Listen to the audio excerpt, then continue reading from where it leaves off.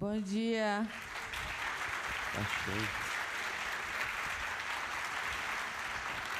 Espero que vocês tenham descansado. Então, a gente começa o sábado hoje com essa mesa Cansanção. Não tem problema em encostar esse Queria fazer um agradecimento à Dipot e à Marcenaria Baraúna e dizer que essa mesa vai ter interpretação em Libras, ou está tendo, não sei. Está tendo já. Queria agradecer muito a presença da Marilene Felinto.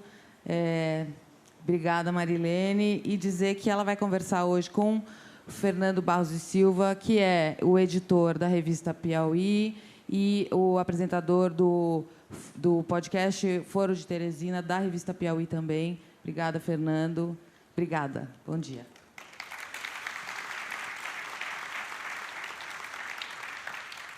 Bom, estão me ouvindo? Bom dia a todos. Eu queria agradecer primeiro a Marilene, que me aceitou como mediador da mesa. Queria agradecer a organização da Flip, na pessoa da Fernanda Diamante. Queria agradecer muito a presença de vocês. Eu vou ler um rápido perfil biográfico que eu fiz aqui da Marilene. Muita gente conhece ela, eventualmente alguém não conheça. Rapidamente, depois ela vai fazer uma fala e daí a gente conversa um pouco. A pedido dela, e a gente não quer esgotar o nosso tempo só conversando entre nós dois. Então, vocês podem ir mandando perguntas que elas chegam aqui por escrito, não é isso? Tá? A gente vai fazendo as perguntas conforme elas vão chegando. Bom, a Marilene Felinto nasceu em 1957, em Recife, na Vila Poti, um conjunto de casas de fábrica de cimento da família Hermílio de Moraes, a Cimentos Poti. De um total de 5 irmãos, 4 mulheres e um homem, Marilene é a segunda filha de Alaide, auxiliar de enfermagem já aposentada, e de Mariano, operário da fábrica, que já faleceu. Viveu e começou seus estudos em Recife, como bolsista de um colégio de freiras, até se mudar para São Paulo quando tinha 11 anos. A família viajou em busca de melhores oportunidades de trabalho. Foi o trauma da mudança para São Paulo que deflagrou em Marilene a vontade de escrever, ainda muito nova. Sobre São Paulo, ela disse: não gostava da comida, não gostava do clima, não gostava da língua. A minha primeira língua estrangeira foi o paulistês. Marilene concluiu seus estudos numa escola pública em São Paulo e cursou a seguir a Faculdade de Letras da USP, formando-se em português e inglês. A elaboração desse mal-estar, da história de uma menina nascida numa região pobre de Pernambuco, numa família pobre, obrigada a crescer em São Paulo, se eu posso resumir assim, de maneira meio crua, encontrou forma no romance de estreia de Marilene Felinto, As Mulheres de Tijuco-Papo. Lançado em 1982, quando ela tinha 25 anos, o livro foi escrito entre os seus 20 e 22 anos. No prefácio que fez a 4ª edição do livro, que está sendo lançada agora, Marilene escreve o seguinte: é um romance de juventude, por isso mesmo cheio de defeitos, do ímpeto equivocado, dos impulsos irascíveis daquele período da vida, para não dizer da minha já translocada personalidade. Mas é nele também que reconheço a força inconfundível, o vigor imbatível da fase única em que uma pessoa se move, impulsionada por uma fé cega no amanhã. Tijuco-Papo, com claros elementos autobiográficos e um domínio da prosa que impressiona, incomoda e encanta, é um romance reconhecidamente importante. Ganhou o prêmio Jabuti de autor revelação em 1983 e foi traduzido para outros 4 idiomas: inglês, francês, holandês e catalão. Quase na mesma época, em 83, Marilene escreveu um ensaio biográfico sobre Graciliano Ramos, chamado Outros Heróis e Este Graciliano. Graciliano, que é o seu autor preferido. Vieram a seguir os romances O Lago Encantado de Grongonzo, de 87, e um livro de contos chamado Postcard, em 91. Durante 12 anos, de 90 a 2002, Marilene Felinto trabalhou na Folha de São Paulo, a maior parte do tempo como colunista. Não é algo de que ela se orgulhe, embora suas colunas tivessem uma potência literária e política únicas. Na época de um certo desbunde com as possibilidades do país, quando o povo, nas palavras do então presidente Fernando Henrique Cardoso, passou a comer iogurte e frango e os ricos compravam patê importado a preço de banana, nessa época de ouro do tucanato, Marilene Felinto era uma voz bem incômoda e que soava a muitas pessoas desmesurada. Sua verve como colunista, me perdoe Marilene de falar assim, está condensada no livro Jornalisticamente Incorreto, que ela lançou em 2000, antes de romper com Otávio Frias Filho, diretor de redação do jornal, em 2002. Otávio, a quem ela havia conhecido no começo dos anos 80, na USP, e de quem ficou muito amiga. No prefácio desse livro, dedicado, entre outras pessoas, ao próprio Otávio, Marilene escreve: jornalismo foi o que os homens fizeram comigo, uma espécie de endurecimento. Rompida com a grande imprensa, ou com a imprensa burguesa, como ela certamente ia preferir falar, Marilene continuou atuando como colunista na revista Caros Amigos até 2010. Nesse período, também desenvolveu um trabalho educativo com jovens da periferia de São Paulo, nos bairros de Parelheiros e do Grajaú. Contratada por uma ONG, a Associação Bem Comum, Marilene coordenou durante 6 anos grupos de estudos com alunos do 1º e do 2º ano do ensino médio. Eles estudavam economia, sociologia, filosofia, tudo isso que o atual governo ama e valoriza. E ela própria ministrava aulas de análise crítica da mídia. Marilene também trabalhou para o PT, foi do grupo de redação do programa de governo de Dilma Rousseff em 2010, participou da confecção do balanço do governo Lula e atuou na campanha de Fernando Haddad à prefeitura paulistana em 2012. Ela vive em São Paulo, nunca parou de escrever, embora estivesse há muito tempo sem publicar. A boa notícia é que os livros de Marilene Felinto estão novamente na praça, disponíveis aqui na Flip, inclusive, em edições independentes feitas pela autora.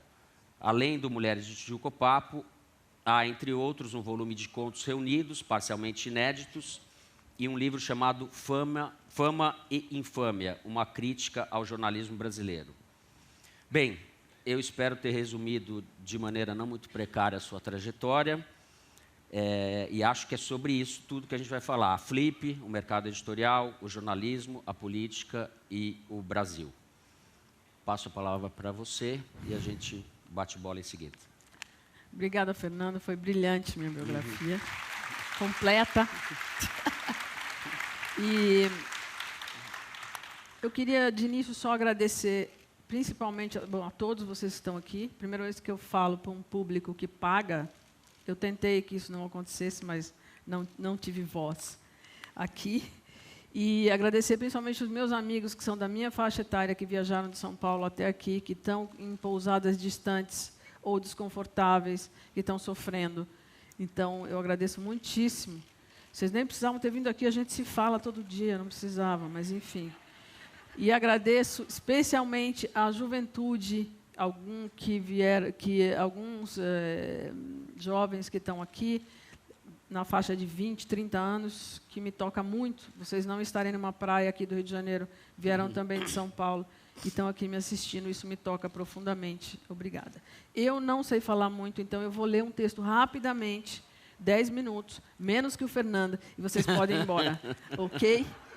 Então, devo expressar aqui o meu estranhamento por minha presença neste evento, porque é como se eu estivesse, como escritora, um tanto obsoleta, fora de moda, para estar numa festa como essa. Publiquei meu primeiro romance nos idos de 1982, e ele foi escrito ainda em máquina de datilografia, nos tempos em que não existia computador nem Google. Obsoleta, portanto, e fora de moda. Nunca estive na lista dos livros mais vendidos da revista manipuladora e majoritária X. Também não estou nas páginas da revista de cultura em voga hoje, Chique, lida pela burguesia intelectual. E não estarei na tela dos programas literários dos canais de TV a cabo ou abertos. Até estaria, se eu aceitasse, estar na senzala da reportagem. É que ontem mesmo, aqui nesta Flip, recusei participar de um programa do Jornal da Globo, numa, aspas, conversa com as principais escritoras negras da Flip, fecha aspas. É que no dia anterior eu vi no site da Globo, na internet, uma matéria sobre a Flip, em que eles escolhiam os 5 escritores mais importantes aqui da Flip, e eu não estava. Então, a minha resposta foi, da senzala da reportagem, eu não participo.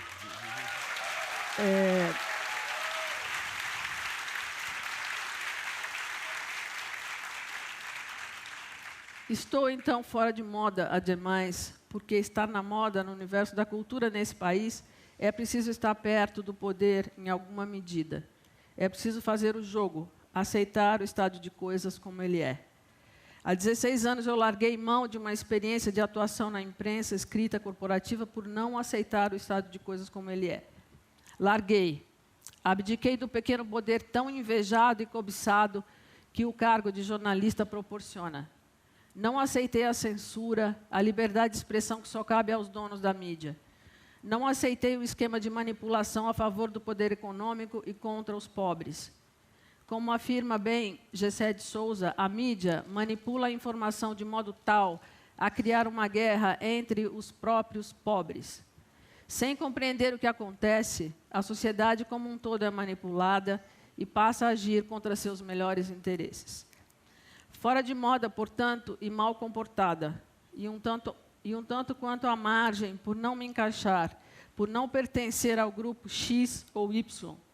No que se refere ao universo da cultura, das artes, perpetua-se no Brasil a mesma desigualdade da estrutura social brasileira em todos os âmbitos.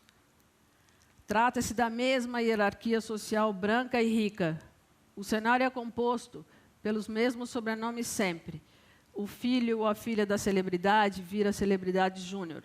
A mulher ou o filho do industrial ascende rápido à fama premiada.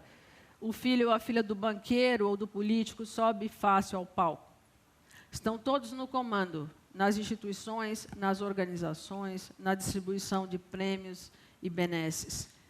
Sei também há tempos que esse tipo de exposição aqui, de palco e de espetáculo, não tem nada a ver com o silêncio necessário para se escrever literatura de ficção.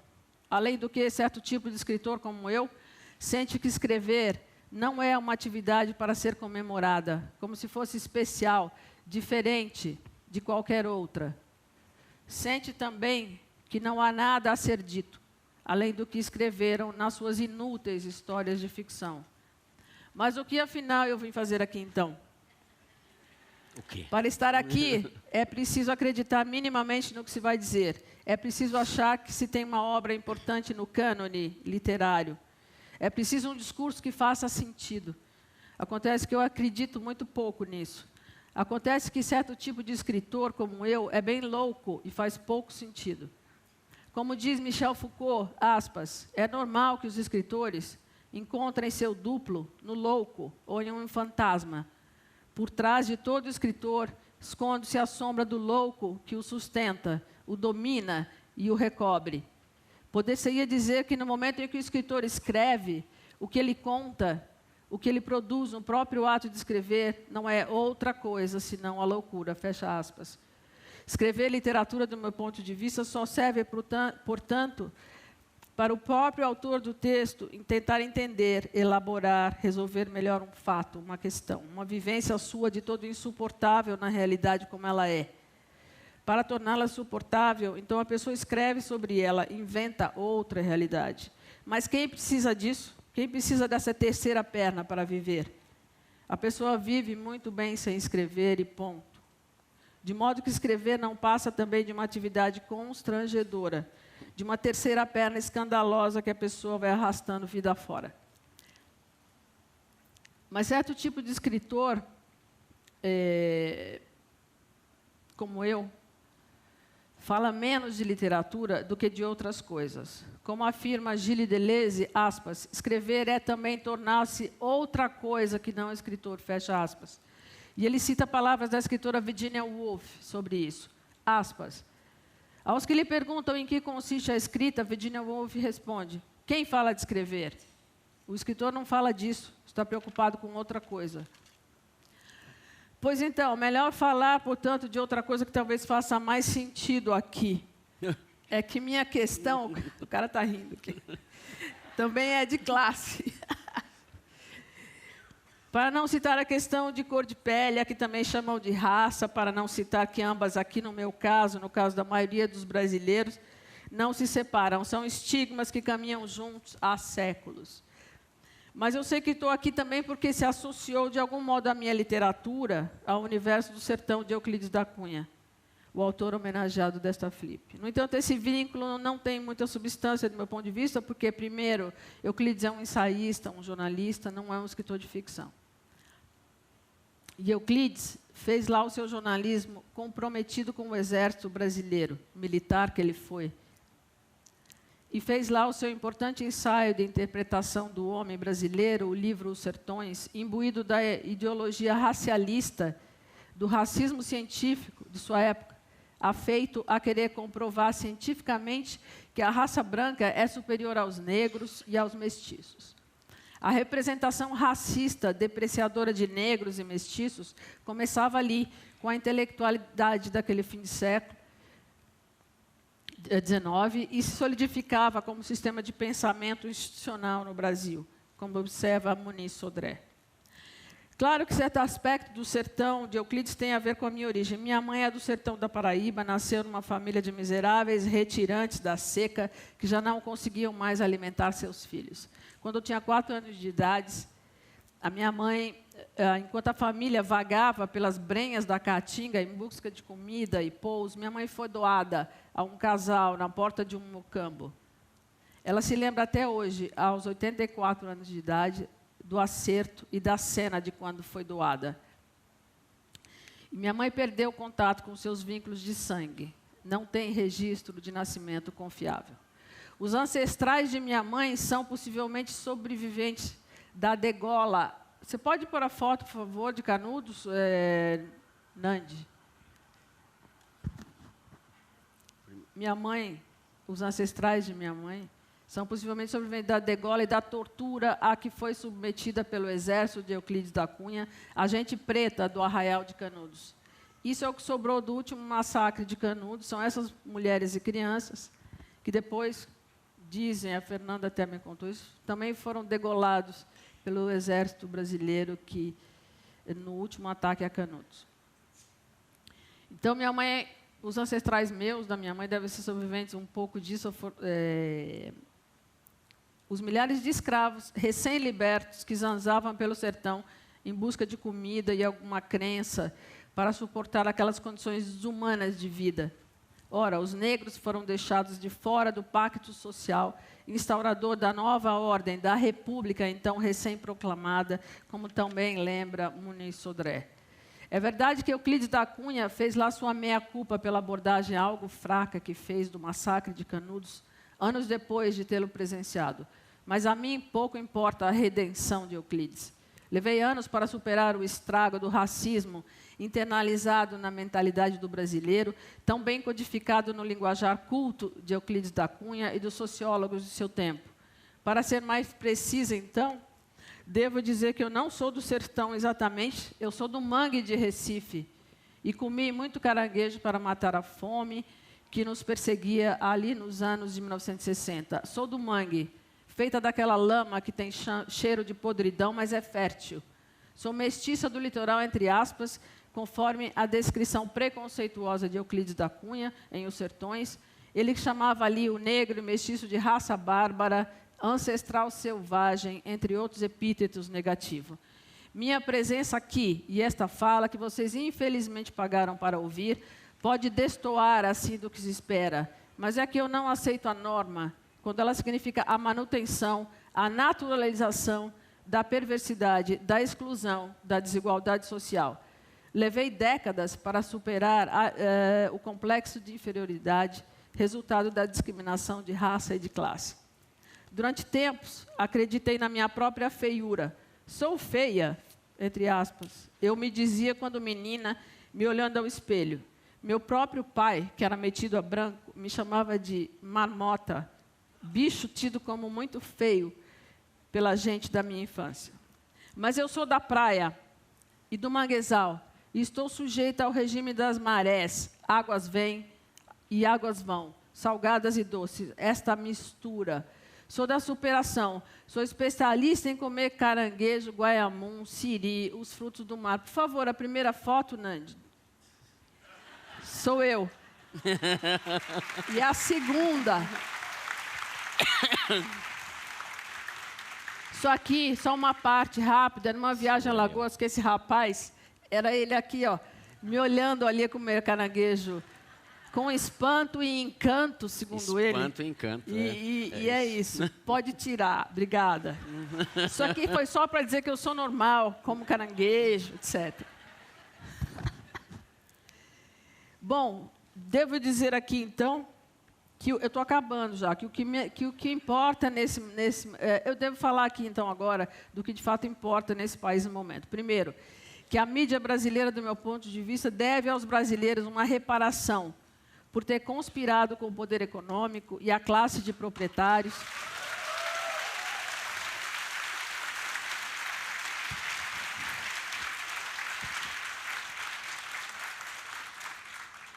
para conduzir o fascismo ao poder. Como bem observa Gessé de Souza, aspas, um idiota de verdade no comando da nação é um preço muito alto, até para a classe dominante, e uma classe média sem compromisso com a população, nem com a sociedade como um todo. Aspas, a eleição de Jair Bolsonaro, fecha aspas, diz Gessé de Souza, foi um protesto da população brasileira, um protesto financiado e produzido pela classe dominante colonizada e sua imprensa venal, mas, ainda assim, um protesto. Uma sociedade empobrecida, cheia de desempregados, de miseráveis e violência endêmica, elegeu o mais nefasto político que os 500 anos de história brasileira já produziu.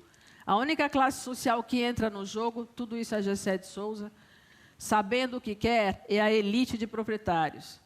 A corrupção política, entre aspas, diz ele, aspas, é a única legitimação da classe dominante brasileira para manipular a sociedade e tornar o Estado seu banco particular. A captura do Estado pelos proprietários, obviamente, é a verdadeira corrupção, que inclusive a esquerda, entre aspas, até hoje, ainda sem contradiscurso e sem narrativa própria, parece não ter compreendido.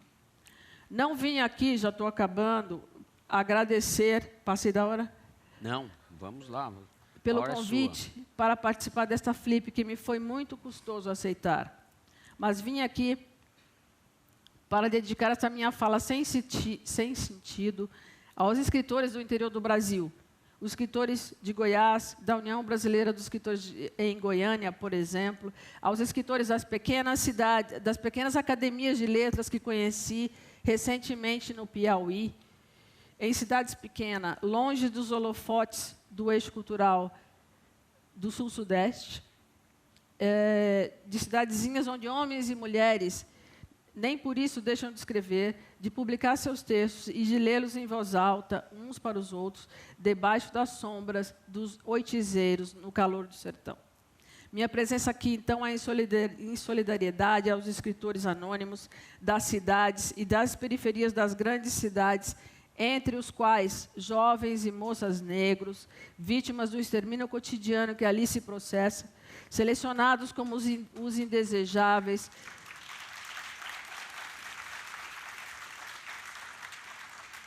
os descartáveis, os que devem morrer na seleção operada pelo poder público como política de Estado, como a chamada necropolítica, como aponta aquele Mbembe, a política instituída para mandar os jovens negros para o necrotério.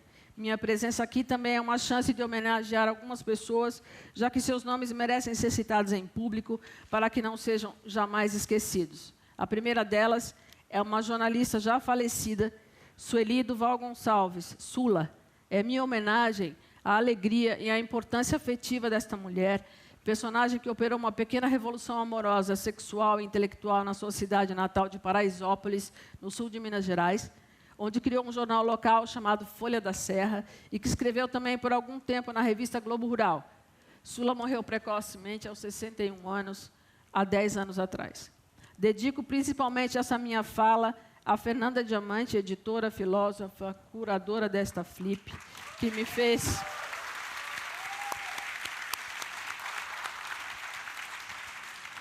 fez o convite e me convenceu a estar aqui.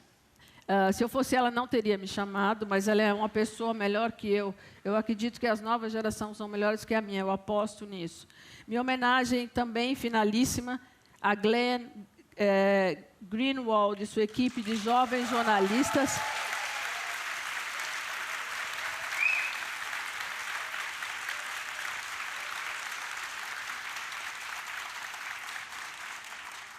A ele e sua equipe de jovens jornalistas muito corajosos, que empreendem hoje o esforço, com risco de morrer, de devolver o país aos eixos, de algum modo. E, finalmente, acabando, há 3 nomes de quem é preciso falar com orgulho e respeito, do meu ponto de vista. 1, a Dilma Rousseff, a despeito dos equívocos que tenha cometido.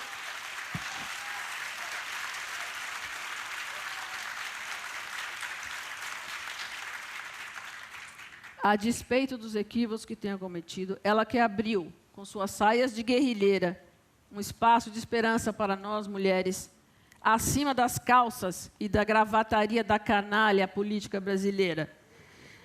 2, a memória de Marielle Franco, ela que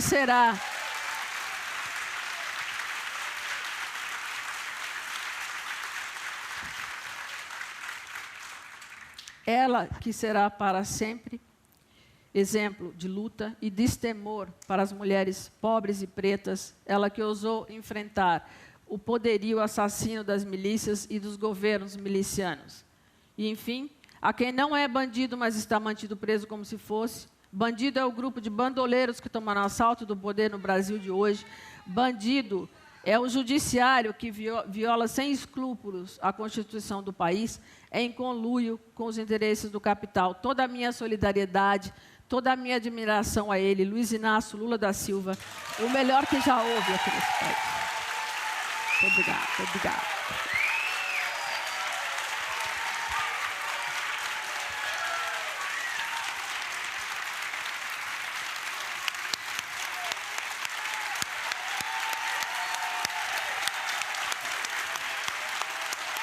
Valeu, valeu, valeu.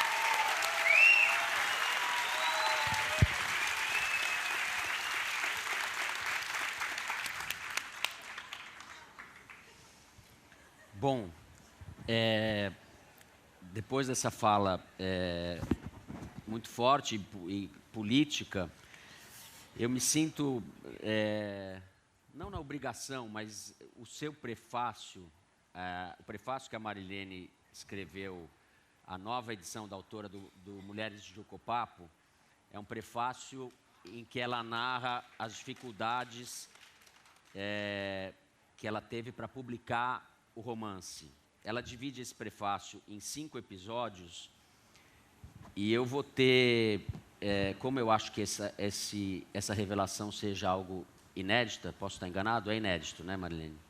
Eu vou narrar, eu vou pedir licença para vocês, não é muito grande, mas eu vou ler porque, como sempre na Marilene, o texto, mesmo jornalístico, de prefácio, vem carregado de literatura, né? Ela é, antes de tudo, uma escritora. Chama assim, o 2º episódio, A Curra, e ela está relatando o processo de tentativa de publicação do livro dela. O 2º episódio passou-se no Rio de Janeiro. Alguém me disse que eu fosse até o Rio e procurasse um tal homem que tinha interesse em me ajudar a encontrar uma editora. Exatamente como acontece ainda hoje, o Rio era para mim uma cidade estrangeira. Não me encontro ali, não sei onde estou nem onde ir. Confundo as praias e os morros, o raciocínio vem em ondas turvas por delírios provocados pelo calor. Mas fui. Telefonei para o homem, peguei um ônibus na rodoviária de São Paulo e cheguei lá. Literalmente carregando a cópia do livro debaixo do braço, toquei a campainha correspondente ao número do apartamento do cara, num daqueles prédios velhíssimos do centro do Rio. Rua estreita, movimentada de comércio e gente indo e vindo. Subi as escadas também decrépitas do imóvel até um andar qualquer mais baixo, 1º ou 2º, eu não me lembro. O homem abriu a porta sorridente. O apartamento era pequeno, escuro, abafado. Entrei e vi que ele estava apenas com uma toalha enrolada na cintura, sem camisa, como alguém saindo ou entrando no banho. Trocamos meia dúzia de frases sobre o meu livro e editoras, quando ele interrompeu. Vou tomar um banho rápido, não quer vir comigo? Disse e me foi indicando o banheiro, todo íntimo. De início, imaginei que eu ficaria em algum lugar protegido do banheiro, separado da área do banho, de modo que não o visse nu. Mas não, ele foi tirando a toalha. Fiquei pasma, muda. Que merda era aquela? Puxei pela memória, verificando se eu tinha dado alguma margem àquela liberdade que o homem, no mínimo 10 anos mais velho do que eu, se dava na minha presença. Será que pareço tão hippie assim? Amor livre? Não, não era meu jeito de ser. Tinha cara de prostituta? Estava ali para me vender por sexo em troca da indicação para uma editora, para ter meu nome publicado? Ou ele estaria tomando comigo a mesma liberdade que a pessoa que me indicara a ele, um amigo comum, poderia tomar? Também não, porque o amigo comum nunca tivera comigo aquele tipo de liberdade. Ele deixou cair a toalha, entrou numa banheira carcomida pelo tempo. Então, a despeito da minha paralisia, do meu estarrecimento de moça escritora da década de 1980, ele me puxou para perto de si e me deu um beijo na boca. Um dos piores sabores que já experimentei. Meu Deus, que merda era aquela? E foi me encurralando ali, me esfregando nele, levantando minha saia de verão e me currando com grosseria e asquerosa delicadeza. E bem no canto da banheira, na esquina, como se comem as putas. Uma merda. Como eu deixei ser pega por aquele homem já grisalho, nojento, com aquela gosma de ejaculação para cima de mim. Pois eu parecia uma presa no bico do gavião, uma lebrezinha desavisada. Que cena! Saí indignada pelas ruas do Rio de Janeiro, até a rodoviária, de volta para São Paulo. Currada, estuprada. Eu me permiti, por acaso? Chama-se consentimento aquela minha paralisia? Chama-se permissão? Predador safado. Estupro é quando você desconfia. Basta você desconfiar que não permitiu, que não consentiu, que não foi consultada, que tudo ocorreu quando você ainda estava no momento da surpresa, do choque, hesitando entre gritar por socorro ou vomitar de nojo. Estupro é isso.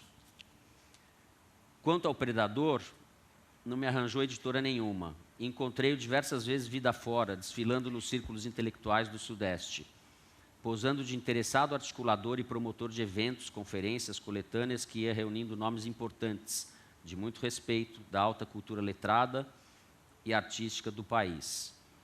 Olhei-o nos olhos diretamente naqueles encontros fortuitos. Ele parecia baixar a vista cada vez, sabendo que eu o acusava silenciosamente. Predador, estuprador, abusador. Fosse hoje, eu 30 anos mais nova e me engajava no movimento Me Too e denunciava publicamente seu nome. Predador, estuprador. Mas sou velha e confio a tarefa às mulheres mais jovens de hoje. Aposto nas gerações mais novas, apoio como posso os movimentos todos por equidade de gênero, de raça, por reparação, por justiça social. É esse Tá o bom, segundo né? episódio. Hã? Obrigada.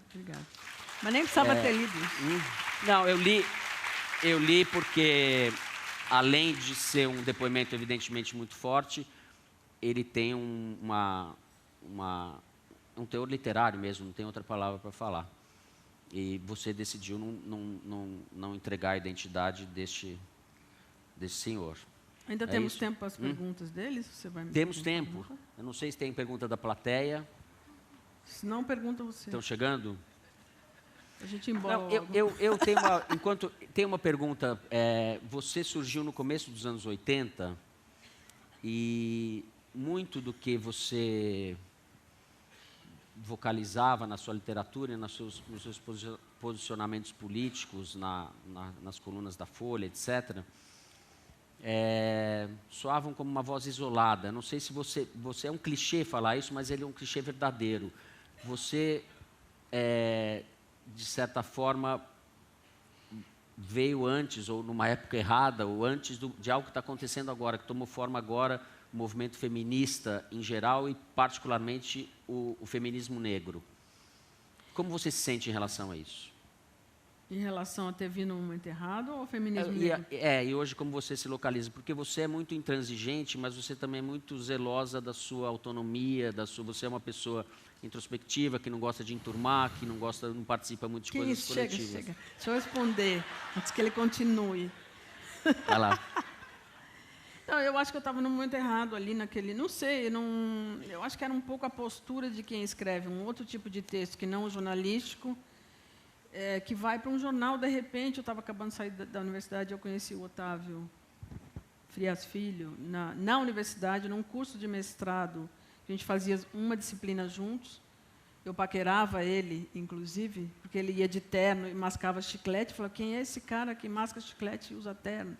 Eu achava extremamente erótico, não sabia quem era, obviamente. Aí, depois que eu vi o cara na televisão, eu estava fazendo o curso com ele, eu falei, nossa, o cara é dono do jornal. Não, chega, não vou mais olhar para a cara dele. E, de fato, não olhei nunca mais para a cara dele, até porque ele era brilhante na aula e eu era confusa e tal. E aí, um dia, no final desse semestre, dessa matéria, ele me chamou para ir trabalhar na Folha, porque ele tinha lido o meu primeiro livro, As Mulheres, alguém tinha dado para ele. E eu fui, porque ganhava mais que professor naquela época, eu devo confessar isso. Ganhava muito mais que professor, eu dava aula já. Então, eu fui ali como uma menina que escrevia só ficção, não sabia, e comecei a falar de um jeito que não cabia num jornal. Então, isso, eu estava no momento errado, porque eu era a pessoa errada para estar num jornal. E como eu me relaciono com o movimento, eu sempre fui feminista, não tenho nenhum constrangimento. Você tem que ser feminista, alguma dúvida? Não. Então... Não.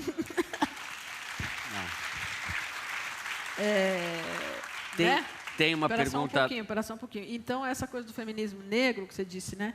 Sim. Eu acho lindo hoje em dia. Na minha época não era feminismo negro exatamente, era feminismo. Mas você tem um posicionamento do movimento negro jovem brasileiro que é admirável, que isso não tinha na minha época especificamente dessa maneira. Então, eu acho que isso tem que ser dito e apoiado e admirado, etc. Certo. Uma pergunta da plateia. Ela pede para que você fale um pouco sobre a sua obra de ficção do seu ponto de vista. Ai, gente, pior pergunta essa. Sabe por que eu não sei falar sobre isso? A única coisa que eu sei falar é por que eu faço isso desde cedo, né? Não sei, é um pouco por causa disso que o Fernando falou, quer dizer, minha família veio para São Paulo, meu pai, minha mãe, e com nós, os filhos, e para mim foi muito difícil essa mudança. Eu adorava a minha cidade, apesar de ter tido uma infância muito pobre, era um outro universo que ficou perdido, era praia, era tudo isso que você falou no início. As comidas, o clima, as roupas. Eu nunca tinha usado meia, nunca tinha usado uma blusa de manga comprida. Então, você tinha... Naquela época, fazia muito frio em São Paulo, mais do que hoje, né? Tudo para mim foi... Estava frio, a semana passada estava frio. Ah, sim, mas é muito raro. Então, foi um choque cultural fortíssimo e eu precisei elaborar isso de alguma maneira. Inclusive, a língua foi um choque, porque a gente era muito discriminados na escola, então tinha que aprender a falar paulista. E não paulista, né, Dude? Paulista. Então, a gente ficava treinando, meus irmãos e eu, numa roda, a falar os S's, paulistas, e não paulista, porque se a gente falava assim na escola, a gente era discriminado. Piedade, falava piedade, não podia, tem que ser piedade, etc. Fechar os os es. Esse foi o meu aprendizado de língua estrangeira, foi esse.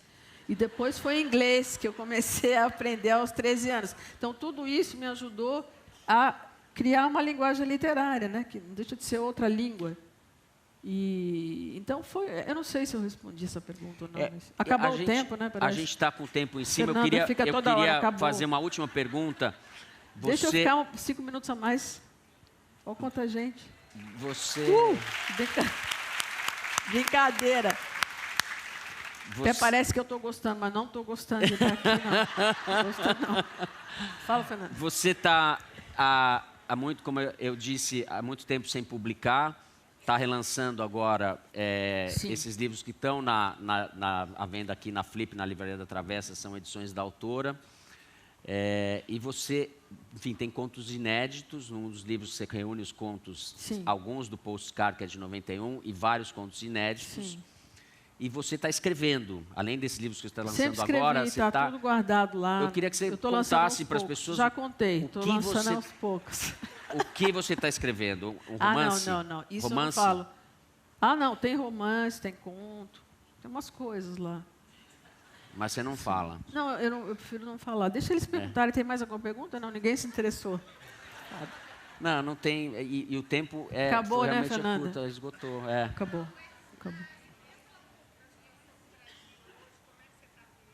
Ai, gente, acabei de falar. Eu também não tenho uma análise assim muito articulada, mas...